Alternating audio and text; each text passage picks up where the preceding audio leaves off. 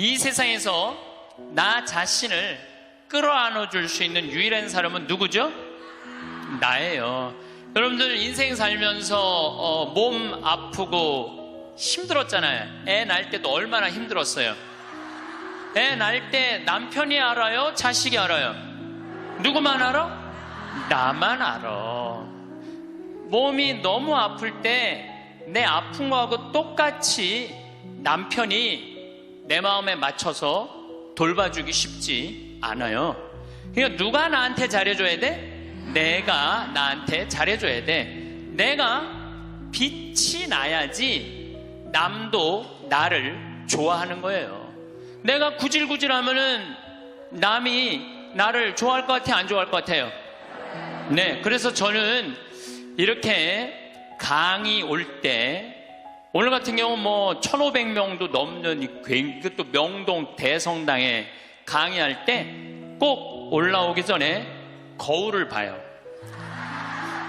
머리는 잘 정리됐는지. 그리고 제일 중요한 거는 바지에 자꾸는 올라갔는지. 네, 이거 제일 중요하게 여겨요. 만약에 내가 바지에 자꾸가 내려가잖아요? 그럼 여러분들은 눈은 여기 와 있고 생각은 딴 데가 있는 거예요. 딴 데. 저 신부님 저거 바지에 자꾸 내려갔는데, 내가 아무리 좋은 얘기를 해도 여러분들 귀에 들어가지 않아요.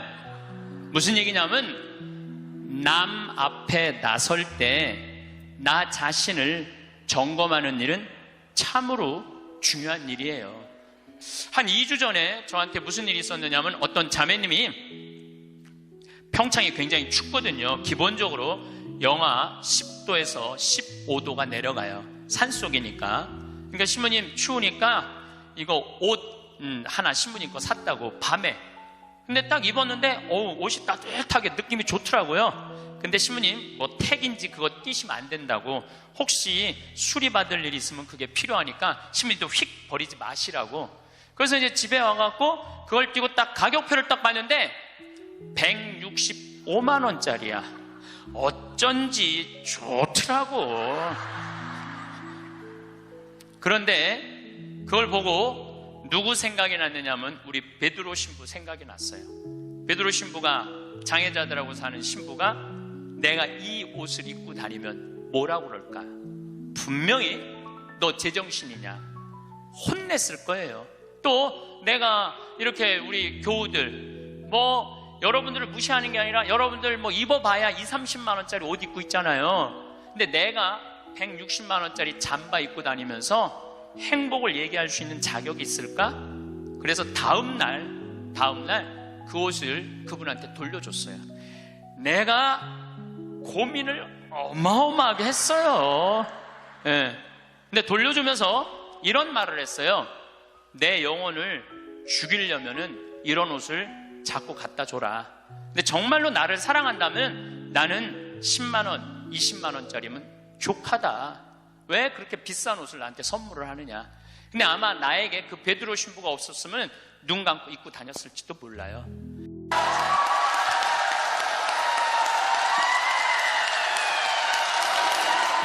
네, 참예수님, 네, 반갑습니다.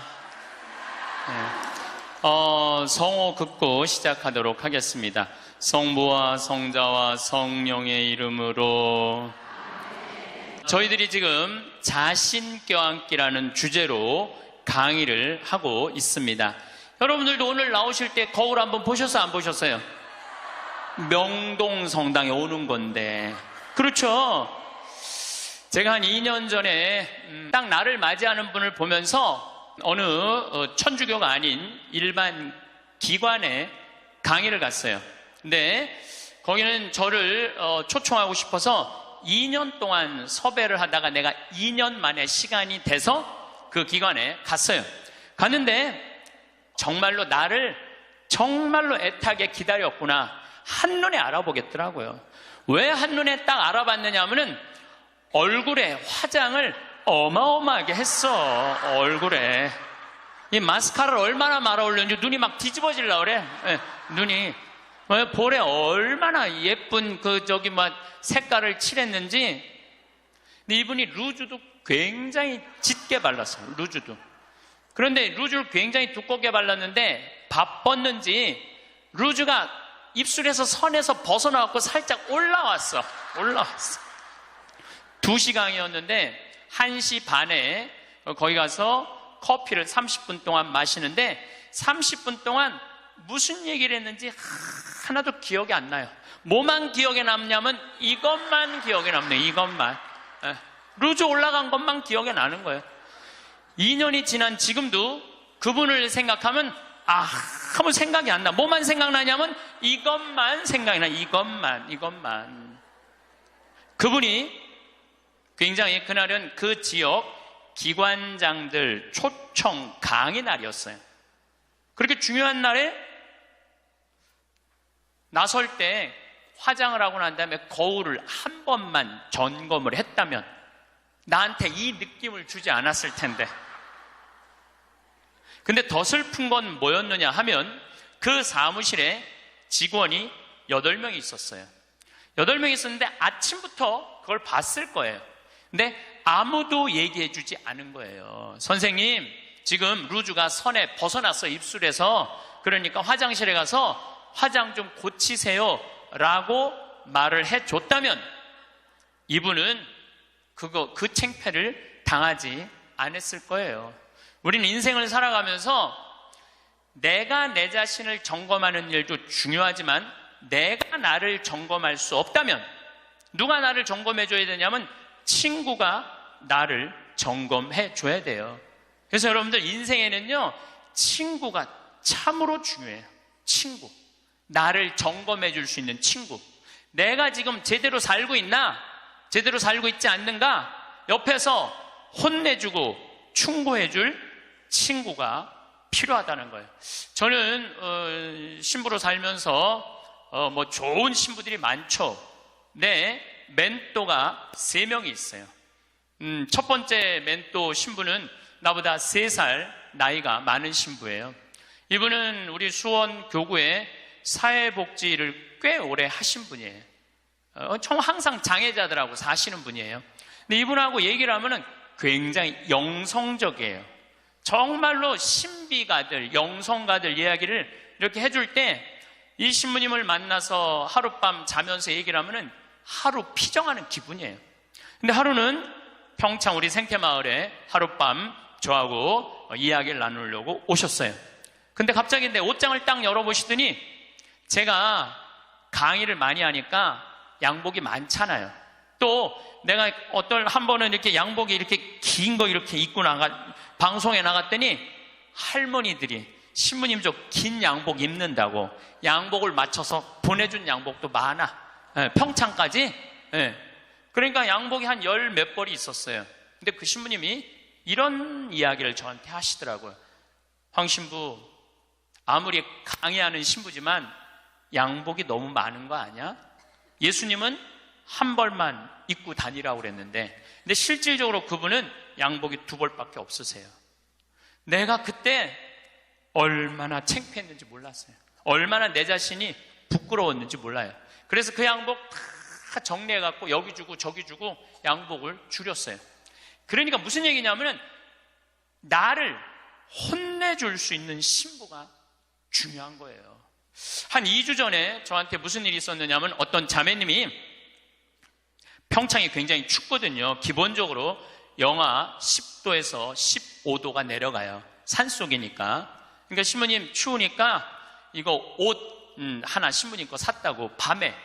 근데 딱 입었는데 옷이 따뜻하게 느낌이 좋더라고요. 근데 신부님 택인지 그거 띄시면 안 된다고, 혹시 수리받을 일이 있으면 그게 필요하니까 신부님도 휙 버리지 마시라고. 그래서 이제 집에 와갖고 그걸 띄고 딱 가격표를 딱 봤는데 165만 원짜리야.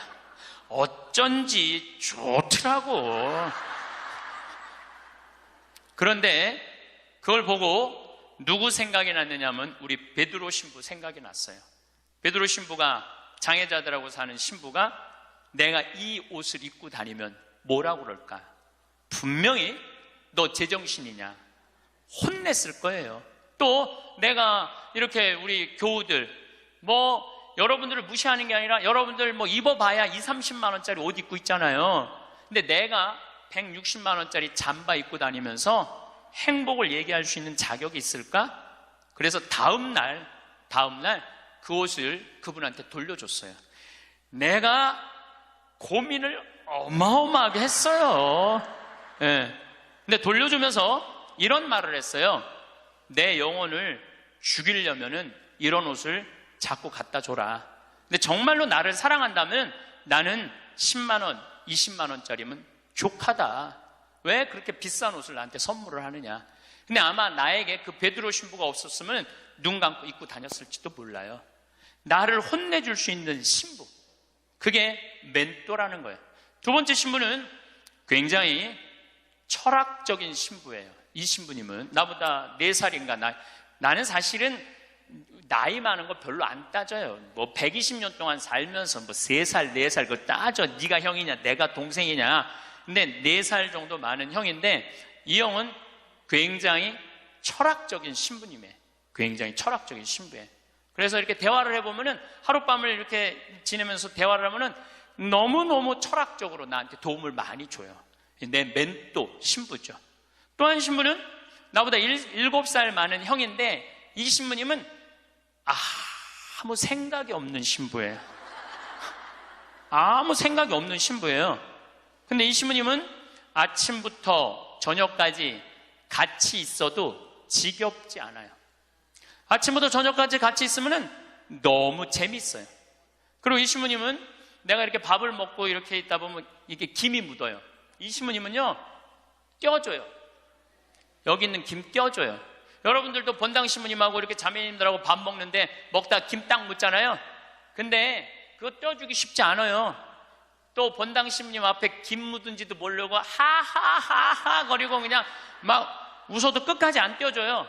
근데 그분은 내 입술에 김이 묻으면 떼어줘요. 얼마 전에는 이렇게 코를 풀었는데 내가 코딱지가 이렇게 묻었나 봐. 코딱지가 묻었는데 진짜로 황 신부 코딱지 묻었네 그리고 떼어주더라고요. 그 형님은 나한테 한 형은 영성적인 멘토, 한 형은 철학적인 멘토, 한 형은 그냥 삶의 멘토예요. 이 신부님이 아무 생각이 없다고 그래서 아무 생각 없이 사신 신부님 아니에요. 새벽 4시에 일어나고 성서 쓰시고 5시만 되면은 할머니들 미사 일찍 오는 할머니들 마중한다고 묵주기도 1시간 동안 성당 마당에서 하는 신부님이에요. 사랑이 굉장히 많은 신부님이죠. 그 외에도 우리 동기 중에 선비 같은 신부님도 있고 또 요즘 세월호 그냥 매일 하는 우리 베드로 부건이 신부님도 있고 정말 내 주위에 좋은 신부들이 많아요. 여러분들은 인생을 사는데 멘토가 몇 명이나 있어요? 때로는 한 명도 없는 경우 많아요. 내 삶의 문제를 이야기 나눌 수 있는 허심탄회하게 나눠놓고 이야기할 수 있는 사람이 한 명이 없을 수 있어요. 만약에 여러분들이 한 명도 없다면 여러분들은 실패한 인생을 살 수밖에 없다는 거예요. 그래서 여러분들 오늘 이후부터 멘토를 적어도 3명은 정하세요. 난 오늘부터 황창현 신부님을 내 멘토로 삼을 거야. 그건 안 돼요. 왜 안 되냐면 멘토는 내 삶에서 내 삶을 내 밥그릇, 숟가락이 몇 개 있는지 아는 사람이 멘토가 돼야지 멘토가 될 수 있어요. 또 언제든지 만날 수 있는 사람. 그래서 여러분들 주위에 잘 사는 사람들이 있어요. 분명히 괜찮은 사람들이 있어요. 그 사람한테 찾아가고 나 당신 내 멘토로 삼고 싶다. 나를 좀 도와줘라. 그러면은요 그렇게 얘기하면 사람은요 책임감을 느끼고 존재의식을 가진대요. 그래서 도와준대요. 그러니까 오늘부터 여러분들 적어도 3명은 찾아가세요. 그래서 나를 고쳐줄 수 있는 사람, 나를 혼내줄 수 있는 사람을 꼭 만드셔야지 인생을 실패하지 않아요. 친구를 잘못 두면요 인생을 망가뜨릴 수 있어요. 최순실 같은 친구를 두면요 인생 망가지는 거예요. 인생만 망가지는 게 아니라 나라도 말아먹을 수 있어요. 나라도 말아먹을 수 있어. 그래서 리카싱이라는 분은 중국의 최대의 갑부예요. 이분이 어떤 친구를 사귀지 말아라. 우리 이건희 회장님은 재산이 13조인데 이 리카싱은 재산이 30조야. 어마어마한 부자예요. 1년에 3천억씩 장학금을 내놓는 분이에요. 자기는 항상 이코노미 타고 다니면서. 대단한 분이죠. 근데 이분이 6불합 7불교라고 그래. 어떤 사람이랑 동업하지 말아라. 첫 번째, 개인적인 욕심이 너무 강한 사람과 동업하지 마라. 딸, 정유라, 그 이상한 고등학교, 이상한 대학교, 비정상적으로 개인적인 욕심이 너무 강했던 사람이죠. 사명감이 없는 사람과 동업하지 마라. 사명감이 없는 사람. 여러분들, 만약에 내 친구가 대통령이야. 그럼 나는 목에 칼이 들어와도 이 5천만을 생각하라고 난 얘기할 것 같아. 그런 사명감 가질 것 같아. 내 친구가 대통령이라면은 내 개인적인 대통령의 힘을 빌려갖고 내 개인적인 욕심 안 채우고. 세 번째, 인간미가 없는 사람과 동업하지 마라. 부정적인 사람과 동업하지 마라. 인생에 원칙이 없는 사람과 동업하지 마라. 우리가 인생을 살면서는 원칙이 꼭 필요해요. 저는 어떤 원칙이 있느냐면 1 더하기 1은 2다. 이게 내 인생의 원칙 중에 하나예요. 무슨 얘기냐면은 1억 드리고 1억 은행에 대출 받아갖고 2억짜리 아파트 사면 2억이야. 근데 우리는 무슨 생각해? 1억 내 돈 갖고 1억 대출 받아갖고 2억짜리 아파트 사면 10억 되길 바라잖아요. 그때부터 불행한 거예요. 그래서 나는 1 더하기 1은 10이 아니라 1 더하기 1은 2야. 욕심 부리지 말라는 거예요. 그리고 내 인생의 원칙 중에 하나는 그 달에 번 돈은 그 달에 다 써라. 이게 내 원칙이에요. 그 달에 번 건 그 달에 다 써라. 예. 특히 신부는 쌓여 있으면은 딴 생각하게 돼 있어요. 그래서 그 달에 번 건 그 달에 다 써라. 그럼 내 최고의 원칙은 뭐냐면 인생은 별거 없다. 먹고 마시고 놀자. 여러분들, 제가 작년에도 말씀드렸고 올해도 말씀드렸어요. 인간은요, 먹고 마시고 놀지 않으면요 인간이 안 돼요. 내가 대통령 얘기를 안 할래야 안 할 수가 없는데, 우리 대통령께서는 어렸을 때부터 경호원 따라다녔어요. 그리고 은둔 생활하고 그리고 국회의원 되고 대통령 됐어요. 평범한 사람들이랑 먹고 마시고 놀 시간이 없었어요. 사람은요, 평범한 사람들이랑 먹고 마시고 웃고, 우리 예수님처럼 먹보요 술꾼으로 어려운 사람들 속에서 살아야지 사람이 되는 거예요. 그걸 못하면은요 많은 부분을 잃어버릴 수 있어요. 그리고 감사할 줄 모르는 사람과 동업하지 마라. 그리고 7, 불교. 불효하는 놈과 사귀지 마라. 사람에게 각박하게 구는 사람과 사귀지 마라. 시시콜콜 따지는 사람과 사귀지 마라. 받기만 하고 주지 않는 사람과는 사귀지 마라. 이게 내 원칙 중에 하나예요. 받기만 하고 주지 않는 사람과는 사귀지 마라. 저는 참 많이 받아요. 정말 많이 받는 사람 중에 하나예요. 작년에 할머니가 나한테 100억 기증했는데 올해 100억을 더 기증해갖고 200억을 내가 받았잖아요. 그리고 내가 잠비아 돕는다고 1000만 원씩 도와달라고 그랬는데 그렇게 100명도 넘게 저를 도와줬어요. 정말 그 명단을 쭉 보니까 나한테 정말 많은 분들이 1000만 원씩 보내줬더라고요. 이번에 내가 가을에 내 배추 심고 고추 심고 무 심어갖고 김장해갖고 농약 하나도 안 친 거, 그래갖고 다 보내줬어. 그분들 싹 다 보내줬어. 싹 다 보내줬는데 내가 그랬잖아요. 받기만 하고 주지 않는 사람하고는 사귀지 말라고. 근데 나는 정말 고마워서 보내준 거야. 그런데 놀랍게도 신부님, 우리가 이런 거 바라고 신부님한테 봉헌한 거 아니에요. 이거 받고 그냥 있을 수가 없어요. 그래갖고 또 돈을 그분들 중에 보내준 게 2천만 원이 또 넘어. 신기하죠. 나는 정말로 좋은 마음을 해. 맛있는 김장 보내주고 싶어서 보내줬는데 그게 또 고맙고 감사한가 봐. 인생은 그렇게 즐거운 거죠. 아부를 잘하는 사람과는 사귀지 마라. 권력자 앞에 원칙 없이 구는 자와 사귀지 마라. 동정심이 없는 사람과는 사귀지 마라. 그러니까 우리가 여러분들 친구를 잘 사귀어야 돼. 친구를 잘못 사귀면은 인생을 망가뜨릴 수밖에 없어요. 나는 과연 내가 내 모습을 볼 수 없다면 내 모습을 볼 수 있는 사람, 나는 누구를 지금 선정하고 살아가고 있는가? 누구를 내 멘토로 정하고 살아가고 있는가? 깊이 반성해야 돼. 나도 내 인생에 3명 멘토가 있고 여러분들도 3명의 멘토가 있는데, 우리 대통령도 그런 사람들, 삭식이 깊고 공부 많이 한 사람들의 얘기를 들었다면 오늘 같은 사단이 나지 않았을 거예요. 여러분들, 솔로몬 임금님이, 하느님이 내가 너한테 영화를 주랴, 명예를 주랴, 돈을 주랴. 그러니까 솔로몬이 뭘 달라고 그래요? 아니에요. 지혜가 아니라 원문을 보면 듣는 마음이에요. 지도자는요, 듣는 마음이 있어야 돼요. 누구한테? 우리들 이 말하는 그 정말로 전문가들 이야기를 듣는 마음을 가지고 있으면 제대로 된 지도자가. 근데 누구한테 들어야 돼? 제대로 된 사람한테 들어야죠. 이런 친구 여러분들 꼭 가지셔야 돼. 그러면은 여러분들 인생을 실패하지 않을 수 있습니다. 저는 요즘 우리나라 이 사회가 복잡하죠. 사드 문제 때문에 중국, 우리나라 지금 다 경제 차단하고 있어요. 지난주에 제가 제주도 피정을 갔다 왔는데 서귀포로 갈 때 택시를 탔는데 지금 중국 사람들 거의 안 들어온대요.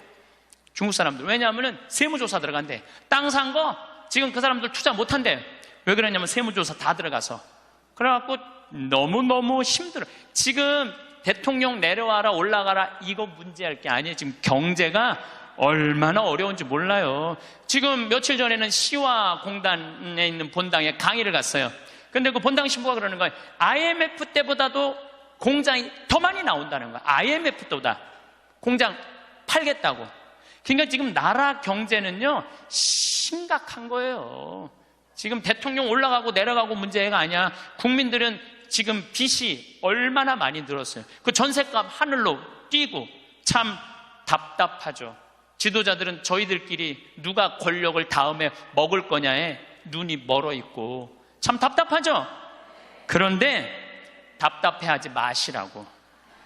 왜 답답해하지 마시라고 말씀을 드리냐면, 우리나라는요 5.16 혁명, 그 다음에 이 5.18 광주, 우리 정말 그 아이들, 그 군인들이 죽이고, IMF, 그래도 나라는 발전하고 있어요.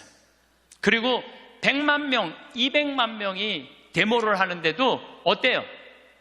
휴지 하나 없고 폭력 하나 없잖아요. 전 세계에서 이런 나라가 어디 있어요? 내가 보기엔 국민들 수준은 하늘 끝까지 올라가 있어. 국민들이 탄탄하면은요, 다른 나라 같으면 이러면 벌써 전쟁하고 총 쏘고 난리 났을 거예요. 그런데도 국민들이 수준이 높기 때문에 내 눈에는 아무 문제도 아니야. 난 대한민국이 희망적인 나라라고 생각을 해요. 국민들은요, 공무원들, 요즘 9급 공무원들, 8급 공무원들, 7급 공무원들 열심히 해요. 제가 여주 여러 환경운동 하면서 이제까지 내가 만난 하급 공무원들, 일반 우리 여러분들 자식들은 다 도와줬지 나를 방해한 사람 하나도 없어요. 근데 내가 올라가고 국회의원한테 얘기한 것도 아니고 도지사한테도 얘기한 거 아니야. 난 7급 공무원한테 가고 내가 우리나라 국민들 쉴 수 있는 공간을 꾸미고 싶다. 나를 좀 도와줘라. 그랬더니요, 그 여주에 있는 그 7급 또 과장급들이 평창까지 와서 다 보더니 자기네들끼리 모여서 정말로 우리 이런 거 도와주자 합의를 해갖고 다 도와주는데 기가 막히더라고요.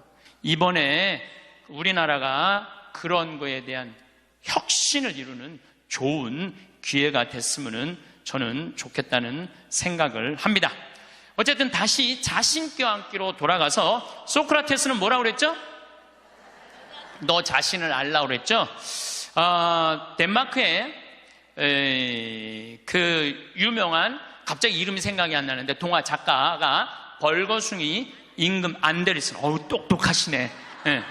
덴마크에 안데르슨이라는 동화 작가가 있는데 벌거벗은 임금님 얘기를 해요. 벌거벗은 임금님, 이 임금님은 평상시에 뭐를 좋아하셨느냐면 옷을 입고 자랑하는 걸 참 좋아하셨어. 옷을 입고. 근데 그 사기꾼 둘이서 임금님을 찾아가요. 임금님, 내가 기가 막힌 천을 짤 줄 안다고. 기가 막힌 천을. 근데 이 천은 바보 눈에는 안 보인다고. 바보 눈에는 안 보인다고. 그래갖고 그럼 한번 짜봐라. 그래갖고 이제 돈을 받았어요. 근데 이제 이 사기꾼이 이제 배틀에다가 옷을 짜는데 임금이 가보니까 안 보여. 근데 분명히 뭐라고 그랬어? 바보 눈에는 안 보인다. 막 짜면서 임금님이 천이 멋있지 않느냐고. 그러니까 임금이 뭐라 그래? 멋있다고. 멋있다고. 예. 신하들을 데리고 와갖고 신하들도 보여주라고. 이제 신하들이 와서 보니까 임금님이 멋있다고 그러니까 바보 눈에는 안 보인다니까 신하들도 뭐라 그래? 멋있다고 그래. 그래서 이제 한 일주일이 지나고 나서 임금님 옷 다 됐다고 입어보라고. 그럼 뭐가 보여야지 입지. 손 드시라고 그러니까 손 딱 들고 지금 들어갔다고. 잘 어울린다. 이쪽 손 드느라고. 이걸 또 멋있다고 퍼레이드를 하시라고. 그래갖고 임금님이 벌거벗고 퍼레이드를 하네. 온 국민들이 야 우리 임금님 멋있다고. 왜? 바보 눈에는 안 보이니까. 근데 한 꼬마가 임금님 빨개 벗었네? 그렇게 얘기를 한 거예요. 그러면은 자기도 빨개 벗은 거 알아.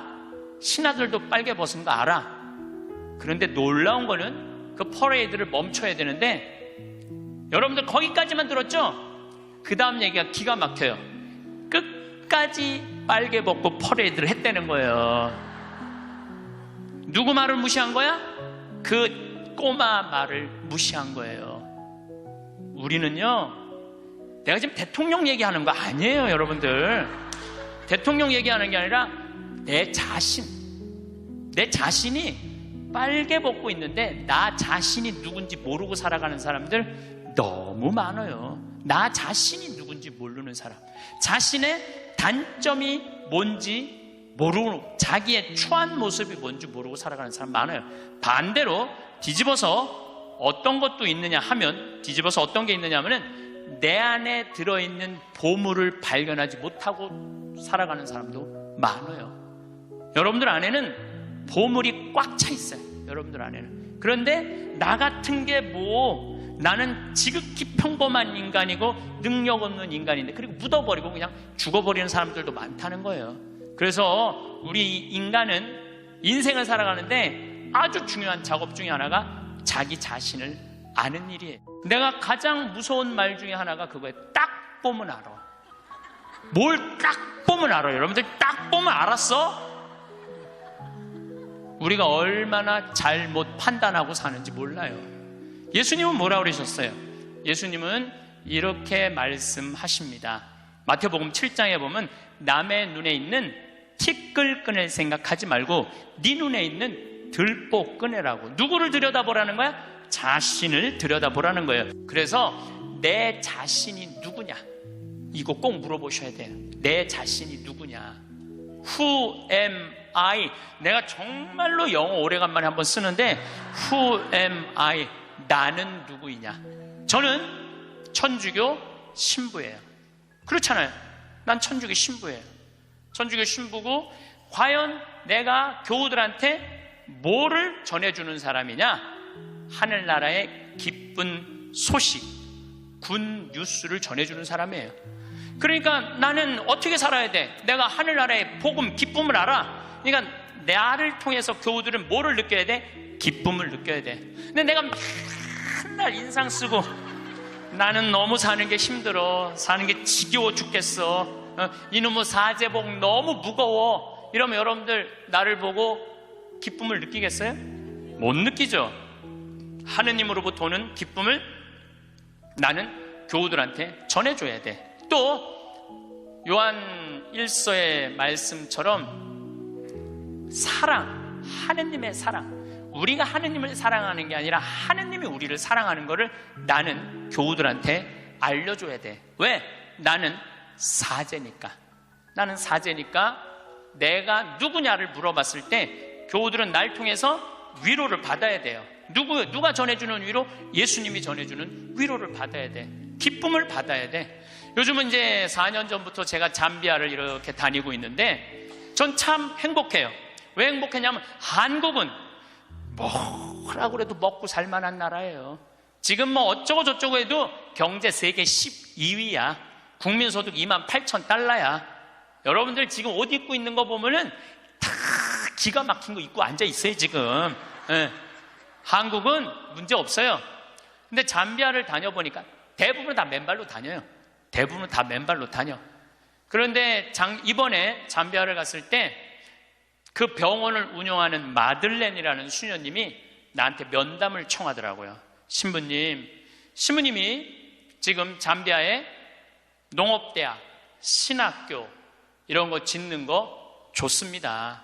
그런데 잠비아에는 어떤 아이들이 많으냐면 에이즈 걸린 아이들이 많다는 거예요. 에이즈가 걸린 아이들.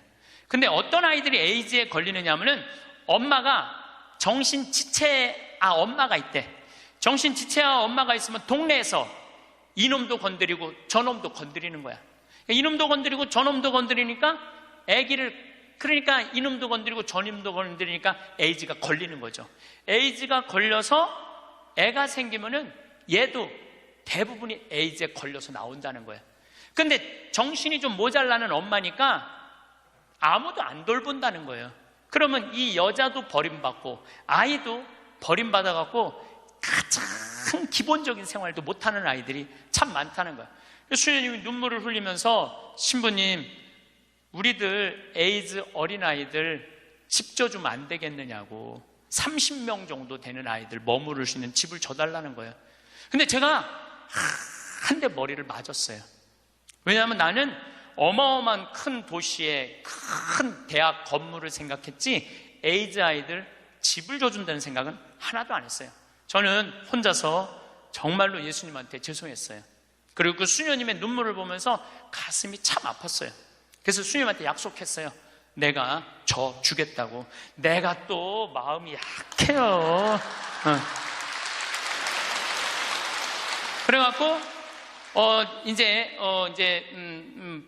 담도 다 치고 이제 바닥 공구리도 다 치고 이제 올라가기 시작을 했어요. 그 사진이 오는데 기분이 너무너무 좋더라고요.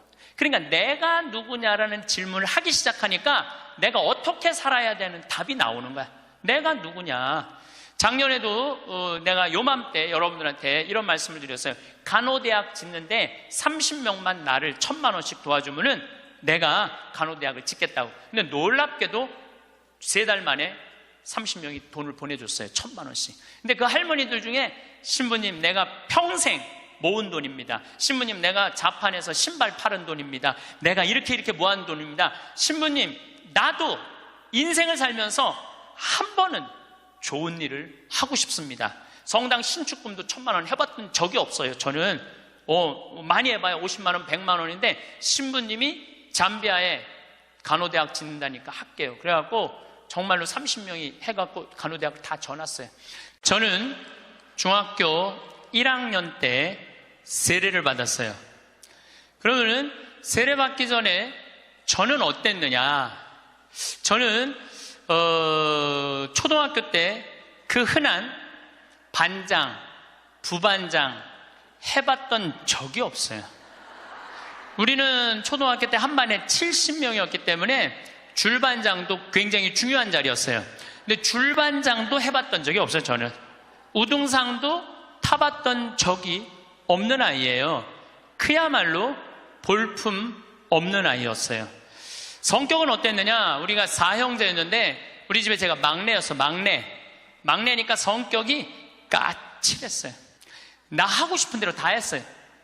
형들도 누나도 다 봐주고 아버지 어머니 좀 달랐지만은 내가 그 밥 먹다가 신경질이 나면은 숟가락 밥그릇 던지는 건 예사도 아니었어요. 그냥 던졌어. 그냥 그렇게 아주 까칠했어요. 제가.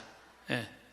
그런데 중학교 1학년 때 세례를 받으면서 나는 내 인생에 어마어마한 거울을 만난 거예요. 어떤 거울을 만났느냐면 예수 그리스도라는 거울을 만난 거예요. 예수 그리스도라는 거울을 비춰보니까 내가 남에 대한 배려도 할 줄 모르고 사랑도 할 줄 모르고 이해심도 없고 이기적이고 지랄 맞고 아주 볼품이 없는 인간이었어요. 그러면서 자꾸 나 자신을 들여다보기 시작했어요. 정말로 부끄럽더라고요.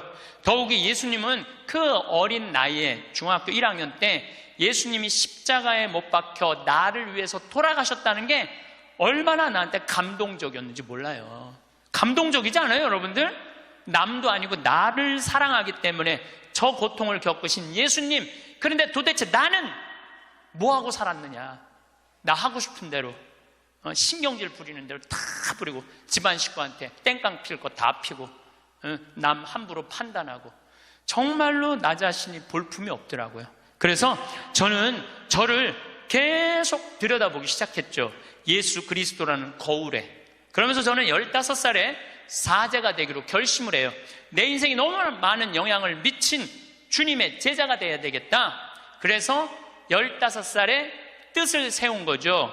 공부하겠다는, 사제가 되겠다는, 지우학한 거예요. 공자님 말씀대로 15세이 지우학한 거예요.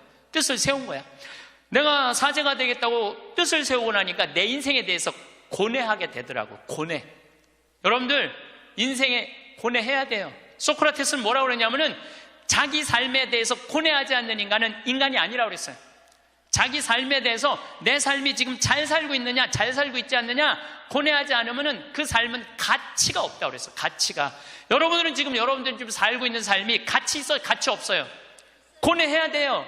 내가 정말 가치 있는 삶을 살고 있는가? 제가 30에 31입이라고 그래요. 30에 신부가 됐어. 이제 뜻을 신부가 됐으니 얼마나 좋아. 그런데 내 인생에 가장 많은 실수를 저지른 게 30이에요. 30대 때 나는 내 강의 때 핸드폰이 울리면 가만히 놔두질 않았어요. 미사할 때 핸드폰 울리잖아요. 이 거룩한 시간에 무식하게 핸드폰도 안 꺼놓고 분심 들게 한다고. 한 번은 이렇게 거양성체를 하는데 핸드폰이 울리더라고요. 딱 내려놓고 내가 뭘 했겠어요. 일주일에 한 번 거룩하게 기도 한번 해보겠다는데 그놈의 핸드폰을 안 꺼놓느냐고. 무식하게 남들 정신 산란하게. 근데 미사가 끝났는데 자매 하나가 와서 신부님 죄송하다는 거예요. 뭐가 죄송하냐니까 우리 남편 핸드폰이라는 거예요. 그래서 남편 핸드폰이면 남편이 와야지 왜 당신이 오느냐? 남편이 손이 없냐? 발이 없냐? 입이 없냐? 그랬더니 이 자매 하는 말이 신부님 우리 남편은 청각 장애자라는 거예요. 따라서 말도 못하는 거예요. 항상 진동으로 해놓는데 풀린 거야. 풀리고 난 다음에 자기도 모르고 아내도 몰랐던 거야. 너무 죄송하다고 신부님 미사 때 분심 들게 해서. 내가 그날 이후부터 지금까지 내 강의 때 핸드폰 울려도 한 번도 신경질을 부린 적이 없어요. 한 번도. 근데 30대 때는 그랬어요. 그리고 내가 지금 50이 돼 보니까 네 바지에서 울리는지 내 바지에서 울리는지도 모르겠더라고. 한 번은 춘천 수무숲 성당이라는 곳에 강의를 갔는데 막 강의를 시작하는데 핸드폰이 막 울리더라고요. 그래서 내가 얘기했죠. 나는 내 강의 때 핸드폰 울려도 한 번도 신경질을 부린 적이 없다고. 그런데도 계속 울리는 거예요. 기분이 싸해. 보니까 내 바지에서 울리는 거. 내 바지에서. 근데 만약에 내가 무식하게 핸드폰도 안 꺼놓고 강의하는데 남들 방해준다고 그러는데 내 바지에서 울렸잖아요. 그러면 나는 강의 못하고 그냥 가야 돼요. 그런데 30대 때는 보이는 대로 지적했어요. 교우들 잘못하면은 바로 그 자리에서 혼냈어요. 교우들 성체할 때도 여러분들 성체는 왼손이 올라와갖고 오른손으로 영해야 돼요. 그렇죠? 근데 어떤 교우들은 오른손으로 올려갖고 왼손으로 영하는 교우들이 있어요. 그럼 이 잘못된 거죠. 왜냐하면 이 오른손이 거룩한 손이니까 오른손으로 영해야지. 근데 손이 바뀌면은 지적해주지도 않아. 그냥 손바닥을 내리치는 거예요. 똑바로 하라고. 짝 소리가 나잖아요. 그럼 뒤에 성체 영화로 나오는 교우들이 내가 굉장히 무서웠으니까 보면 어떻게 하고 나오느냐면 막 이러면서 나와요. 마지막에 와서 틀려 또 보면은. 30대 때는 정말 그랬어요. 30대 때는. 근데 40대 때는 생각을 해보니까 주부들이 손목 관절염 있는 주부들이 있어. 그러니까 이게 안 돌아가는 거야. 안 돌아. 그러니까 반대로 하는 거예요. 근데 30대 때는 그런 걸 몰랐어요. 그냥 원칙대로 하는 거. 원칙대로. 그냥 손바닥을 내리치고 그 짓을 했죠. 참, 나는 30대 내 인생을 지워버리고 싶어. 그래서 40이 되면서는 뭐 이제는 왼손으로 올리든 오른손으로 올리든 상관하지 않아. 왼손으로 올리고 왼손에 영해드리고 오른손으로 영해드려. 근데 어떤 경우들은 헷갈리니까 그냥 이렇게 나오는 경우들도 있어. 그럼 내가 어떻게 하는 줄 알아? 그냥 정가운데다 영해드려. 정가운데다. 30대 때는 주교님 욕도 가장 많이 한 게 내 30대 주교님 욕도. 뭐 왜 성당을 분가를 하냐, 교회 정신에 어긋났다 막. 그리고 30대에 내가 처음 본당 신부로 갔는데 교우가 4,000명이에요. 4,000명. 근데 사실은 신학교에서 공부했지 사회 경험이 뭐가 있어요. 근데 이 교우들은 막 교수들도 있고 박사들도 있고 무슨 국회의원도 있고 군수도 있고. 근데 이게 내가 모르는 척하고 잘 모르는 거 하면 내가 눌리잖아요. 그러니까 무조건 아는 척하는 거야. 무조건 아는 척하고 틀려도 일단 우기는 거야. 따라오라고. 30대 때는 정말 그랬어. 30대 때는 참 내가 보기엔 참 한심한 시간을 보냈죠. 30대 때 가장 후회되는 게 사람을 만날 때 목적으로 만났어요. 무슨 얘기냐면 군수, 국회의원, 돈 많은 사람들 만나면 나 환경운동하는데 저 사람 좀 도와주지 않을까? 그래서 참 시간 만들어서 만나주고, 아니 뭐 저 교우들이 뭐 그냥 평범한 교우 나 바쁘다 그러고 그런 사람들이 만나자 그러면 그냥 시간 내서 만나고. 정말로 지워버리고 싶은 내 모습 중에 하나였어요. 30대 때 일입은 했으나 성숙하지 못한 나이였죠. 쓰긴 섰지만은 성숙하지가 않았어요. 30대 때. 그러니까 30대 때는 배신도 많이 당했어요. 배신을 왜 당했겠어? 내가 바라는 게 많은데, 부자들 막 오면 신부님 내가 좀 도와줄 수 있을 것 같아요. 뭐 땅이 팔리면은 뭐 도와줄 수 있을 것 같아. 그래갖고 계속 만나고 밥도 먹고 그러는데 이놈의 땅이 팔리지도 않고 도와줄 생각도 안 하는 거야. 30대 때는 그랬어요. 30대 때는. 이렇게 생각해 보면은 나 혼자 잘난 척하고 아는 척하고 있는 척하고 그랬던 세월이 내 30대. 그리고 30대 때는 듣지도 않았어요. 그냥 내 말하기 바빴어. 내 말하기 바빴던 게 30대 내 인생이었죠. 30대는 무슨 일을 많이 할까? 일에 매달렸어요. 그래서 저는요 30대 때 일 많이 했어요. 빈병 모으기 운동을 했는데 한 달에 20만 병씩 모았어요. 20만 병씩. 그냥 막 일에 매달렸어요. 일에. 그리고 무슨 폐식용유 모아갖고 하면 막 경기도에 있는 아파트에 그냥 폐식용유 설치하고 막 트럭 5대 막 4대 해갖고 일에 매달렸어요. 일에. 그러니까 30대 때 내가 보니까 미쳐서 산 것 같아. 미쳐서. 근데 지금 생각해 보니까 지금은요 일에 안 매달려요. 일을 많이 하는 건 아무 의미가 없더라고요. 때가 되면 다 두고 떠날 거야. 일에 매달리면 행복하지 않아. 뭐가 행복하냐면 그냥 행복하면 돼. 오늘 행복하면 돼. 오늘. 그럼 일은 중요한 게 아니야. 오늘 행복해갖고 일이 되면 좋은 거고 안 되면 말고. 근데 30대 때는 일 때문에 오늘의 행복을 내가 포기한 시기가 30대예요. 40이 되면서 내가 불혹의 나이가 돼. 40이 불혹이라고 그래요. 불혹. 이 불혹이라는 게 무슨 뜻이냐면 유혹이 없는 나이야. 흔들림이 없는 나이야. 의심이 없는 나이야. 40이 딱 되고 보니까 주교님들이 이해가 되더라고요. 주교님들이 우리 수원교구 신부가 500명인데 그 중에 잘 사는 신부들도 있지만 사고 치는 신부들이 얼마나 많아요. 여자 문제, 돈 문제, 교우들하고 싸우는 문제 정말 복잡하겠더라고요. 그 500명의 신부들을 관리하려고 그러니 주교님들이 얼마나 머리가 아파요. 이해가 되더라고요. 주교님이. 그래서 내가 40살 이후에 그런 주교직이 얼마나 어려운 걸 이해하고부터는 주교님을 욕한 적이 한 번도 없어. 이날 이때까지. 이해가 되니까. 그리고 유혹이라는 게 뭐예요? 불혹이라는 게 뭐예요? 신앙에서도 별로 유혹받을 게 없어. 하느님에 대한 확신, 하느님이 이 세상에 오셨고 예수님 부활한 거에 대한 확신, 그리고 하늘나라 올라가셔갖고 우리 인생에 관여하고 있는 거에 대한 확신, 요즘 예수님 부활에 대한 확신이 왜 더 드느냐면은, 여러분들, 예수님이 십자가에 못 박히기 전에 매질 당했다고 그래요. 채찍질. 그게 가죽으로 끝에 양뼈 조각, 쇠 조각이 있어요. 한 대 때리면은요, 이 등에 살점이 다 묻어나고 뼈 조각이 다 드러나. 한 대 맞으면. 그래서 40대 이상 맞으면 죽는다고 그래요. 근데 예수님이 그 40대, 39대를 맞았다는 거야. 그러니까 예수님 십자가에 올라가기 전 이미 이 피가 너무 많이 흘러갖고 등에 살점이라는 게 거의 없는 상태야. 그리고 십자가에 매달렸을 때 손바닥에 못 안 박아요. 손목에 박지. 왜냐하면 떨어지니까. 이건 찢어져고 금방 떨어지거든. 손목에 박으면 온갖 신경, 동맥, 정맥 다 지나가는 거야. 이 뼈가 양쪽에. 그리고 그 숨 쉬고 이러는 게 너무너무 힘들어갖고 숨이 막혀 죽는 거거든요. 근데 3일 만에 부활했잖아요. 3일 만에 부활을 했다고 3일 있다가 이제 계속 마리아 막달레나한테도 나타나고 베드로하고 요한한테도 나타나고 막 그러잖아요.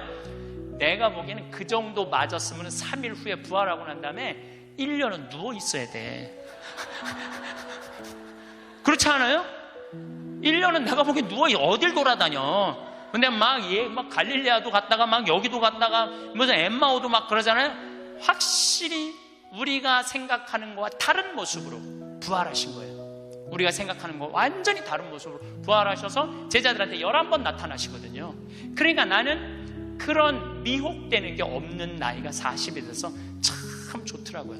40이 돼서 너무 좋았던 것 중에 하나가 돈에 대한 유혹이 없는 거야. 30대 때는 돈 많은 사람 막 만나고 막 그랬는데 이제는 40이 되면서부터 다 소용없더라고. 보니까 돈 많은 사람 폰만 썼지 안 도와줘요.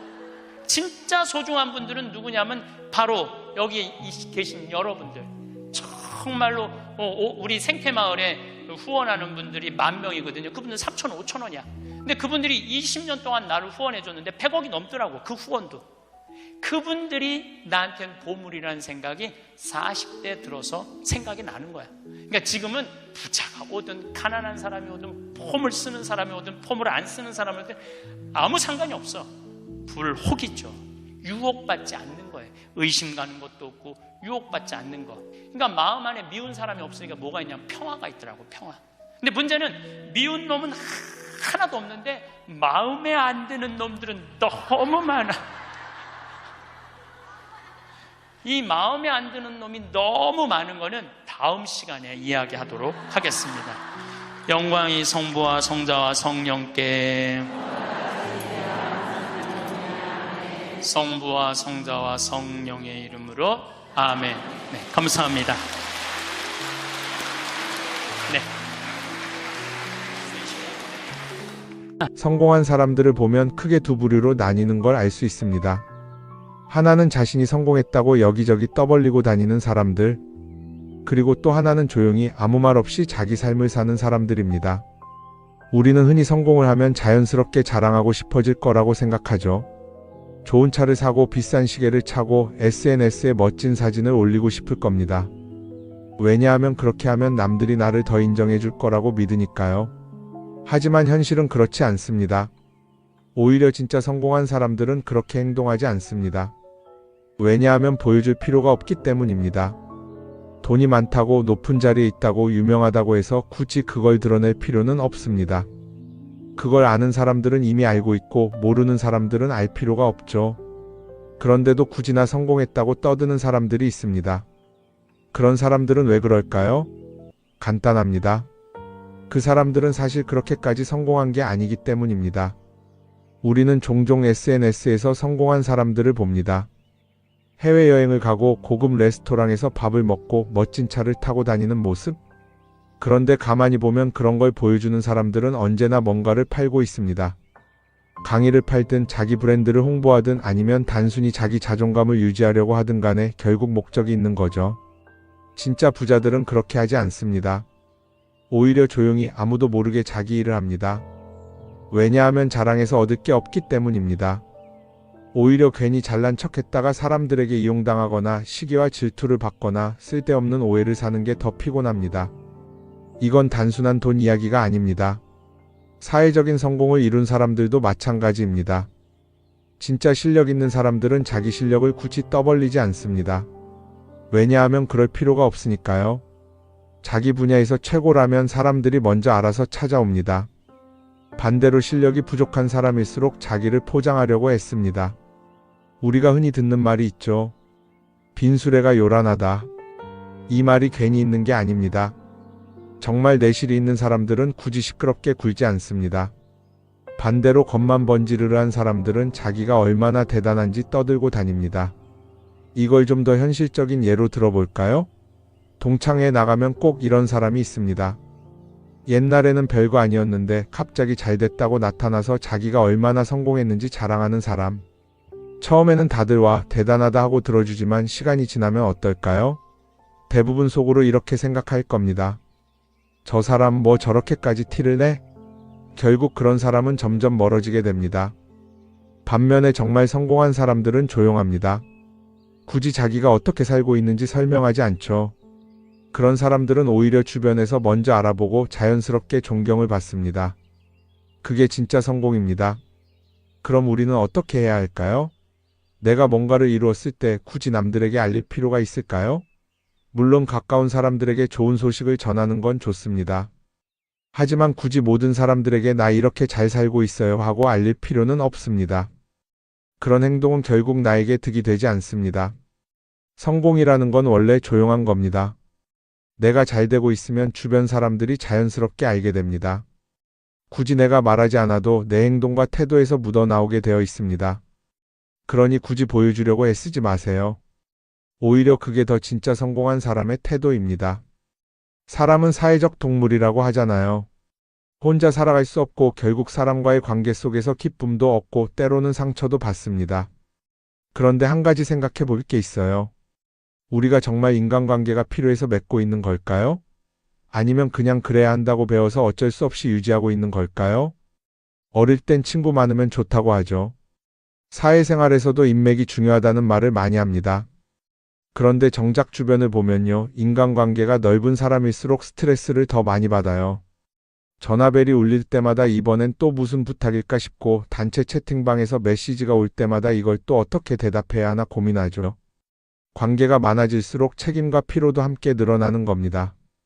어떤 사람들은 인간관계를 줄이면 외롭지 않겠냐고 해요.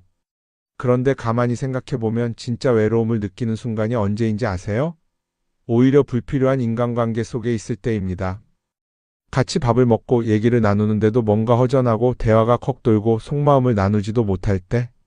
그럴 때 우리가 더 외롭다고 느끼죠. 그렇다고 당장 인간관계를 다 끊어버릴 순 없겠죠. 하지만 적어도 내가 정말 소중하게 여겨야 할 관계와 그냥 관성적으로 유지하는 관계는 구분할 필요가 있습니다. 예를 들어 매번 나한테 부탁만 하고 정작 내가 어려울 땐 연락 한 번 없는 사람. 내가 실수하면 뒷담화를 하면서 내 앞에서는 웃는 사람. 이런 관계를 굳이 계속 이어갈 이유가 있을까요? 가끔은 이런 경험도 있을 거예요. 우연히 어떤 사람과 친해졌는데 만난 지 얼마 되지도 않았는데 너무 많은 걸 털어놓는 사람들 있죠.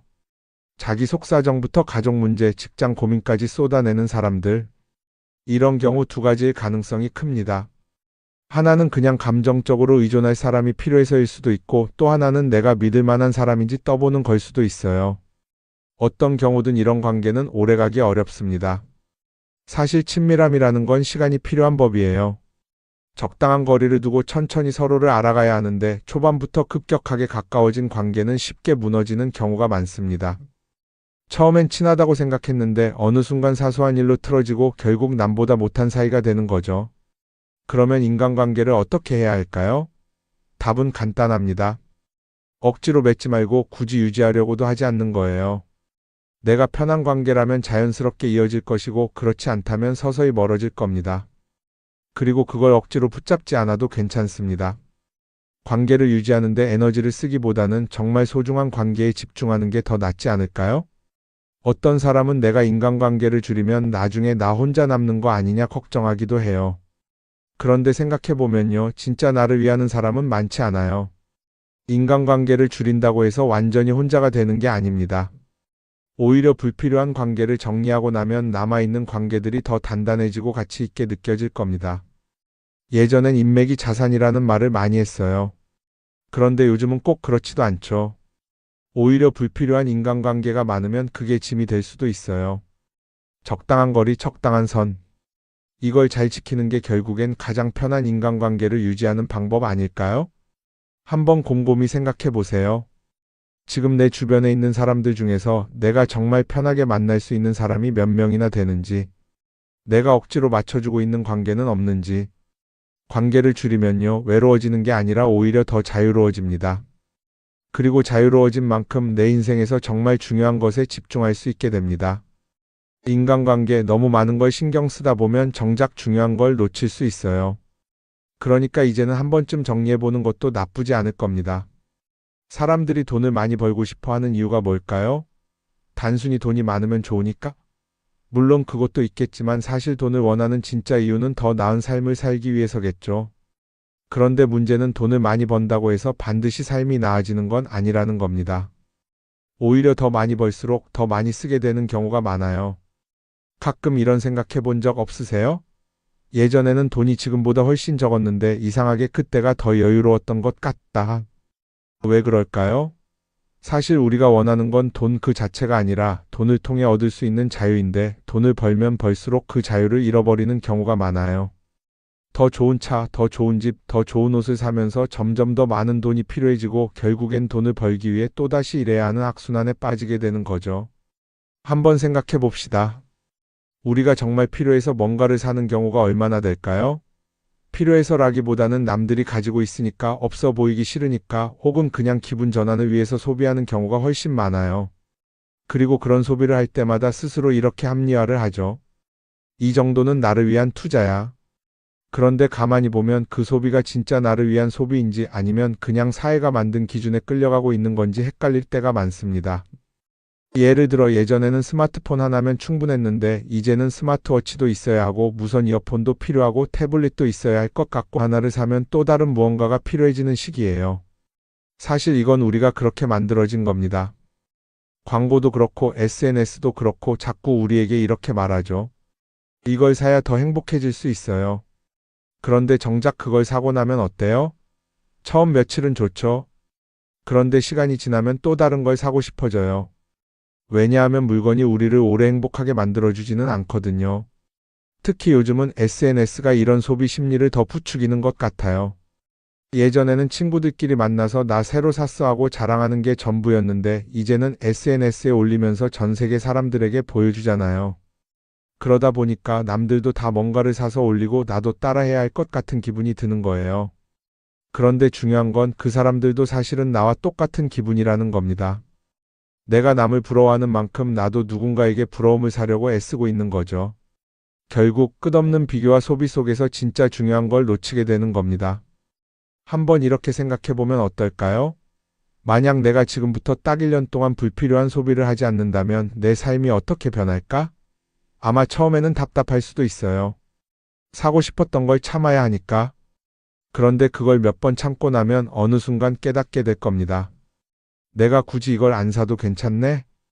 그렇게 불필요한 소비가 줄어들면 자연스럽게 돈이 쌓이겠죠. 그런데 돈이 쌓이는 것보다 더 중요한 게 있어요. 바로 마음의 여유가 생긴다는 겁니다. 돈을 쓰지 않는다고 해서 불행해지는 게 아니라 오히려 소비로부터 자유로워지면서 진짜 행복을 찾을 수 있어요. 물론 이걸 실천하는 게 쉽지는 않겠죠. 우리 주변에는 소비를 부추기는 것들이 너무 많으니까요. 하지만 적어도 이런 건 해볼 수 있습니다. 뭔가를 사고 싶을 때 한 번만 스스로에게 물어보는 거예요. 이게 정말 나한테 필요한 걸까? 아니면 그냥 순간적인 욕심일까? 만약 그 질문을 던졌을 때 5초 안에 당연히 필요하지 라는 답이 나오지 않는다면 사실 그건 없어도 되는 물건일 가능성이 큽니다. 정말 필요한 건 고민할 필요도 없이 바로 떠오르거든요. 그러니까 이제는 한 번쯤 생각해 봐야 할 것 같아요. 나는 지금 내가 원하는 삶을 살고 있는 걸까? 아니면 남들이 만든 기준에 맞추기 위해 내 시간을 팔고 있는 걸까? 소비를 줄인다는 건 단순히 돈을 아끼는 게 아닙니다. 그건 결국 내 삶의 선택권을 되찾는 일이거든요. 돈을 많이 버는 것도 중요하지만 더 중요한 건 그 돈을 어떻게 쓰느냐입니다. 그리고 때로는 아무것도 사지 않는 게 최고의 선택일 수도 있어요. 우리는 요즘 SNS 없이 사는 게 거의 불가능한 시대에 살고 있죠.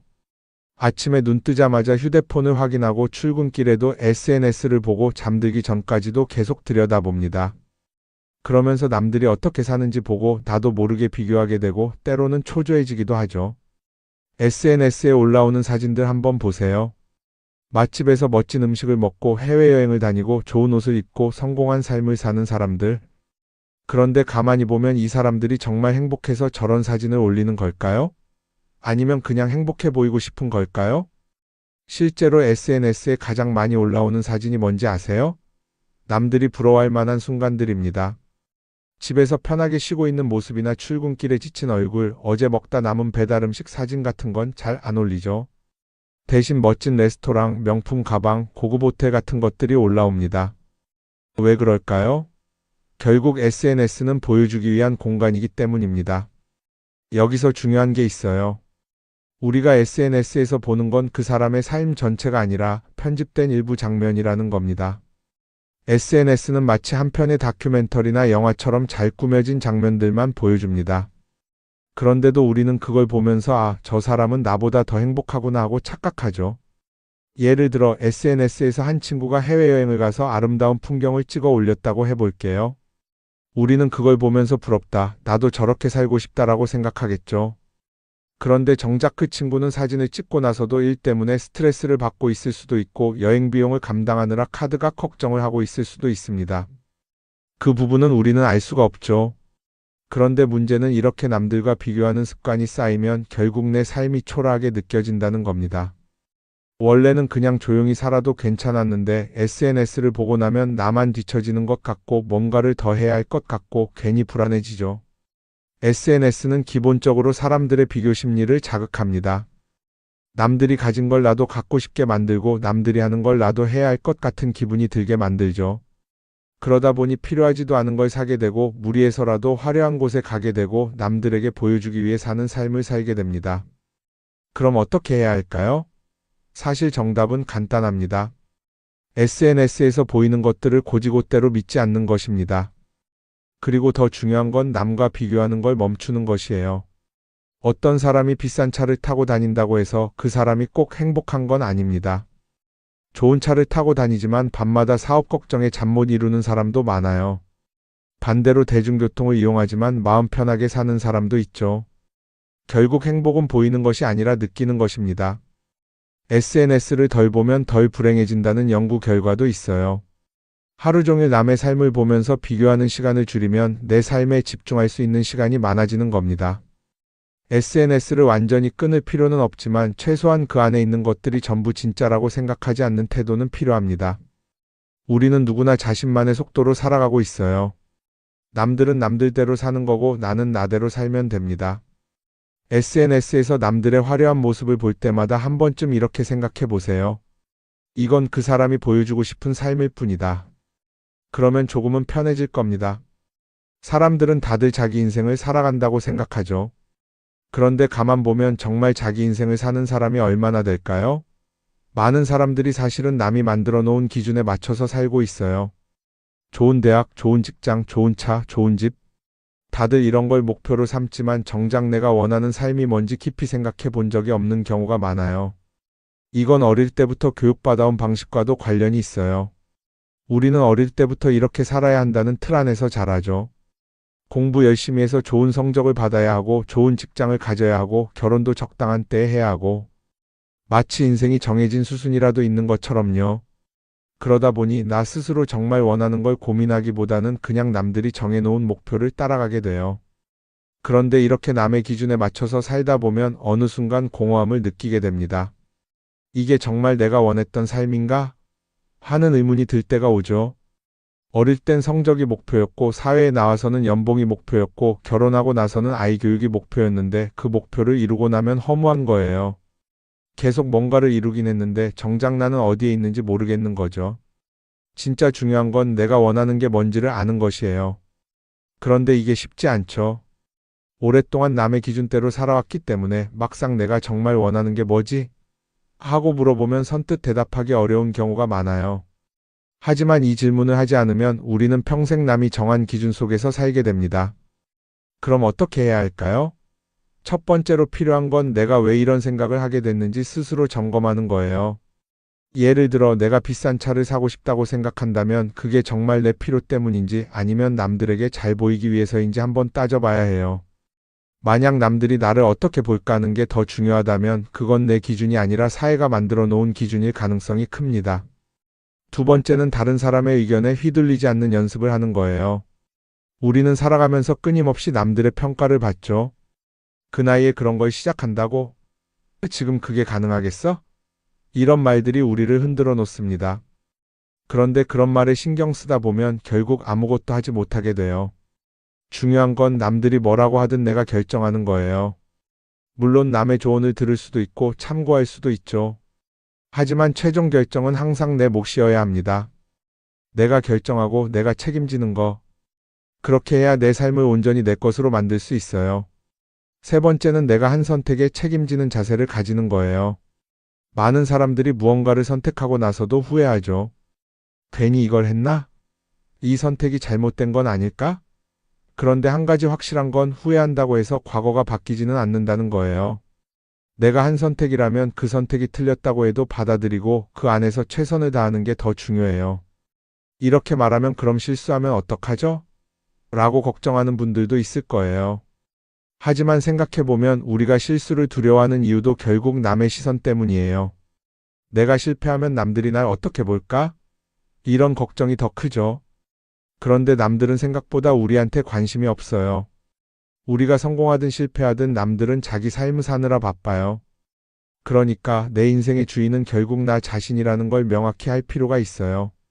내 선택을 하고 그 선택에 책임지면서 남이 아니라 나에게 맞는 길을 찾는 것. 그게 진짜로 내 삶을 살아가는 방법이 아닐까요?